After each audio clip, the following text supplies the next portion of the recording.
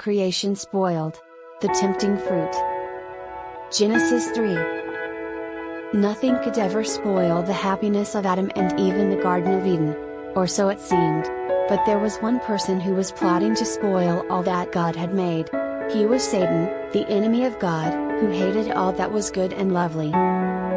One day, the snake, who was the most cunning of all the creatures in the garden, whispered to Eve, "Did God really say that you must not eat any of the fruit from these lovely trees?"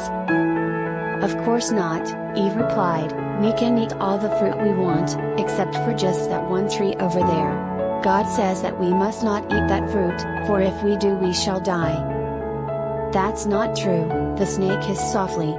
"God knows that if you eat that fruit you will be as wise and clever as He is. That is why He has told you not to." Eve looked with new eyes at the luscious fruit that hung in clusters from the forbidden tree. How lovely it looked! She imagined how good it would taste. Then she thought how wonderful it would be to become as wise as the snake had promised. Then, her mind made up, she quickly picked one of the tempting fruits, bit into it and handed it to Adam to try too. But instead of feeling clever and wise, they both felt miserable and ashamed. They had disobeyed the wise and loving God who was their creator and their friend. When evening came, they did not hurry out to meet God. They were ashamed because they had disobeyed Him. They picked some large leaves to try to cover their bodies, and then hid silently in the bushes.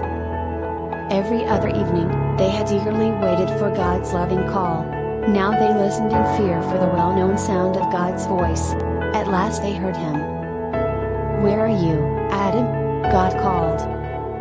With downcast eyes, they crept out to meet the God they no longer wanted to see. The end. Please like, subscribe and share.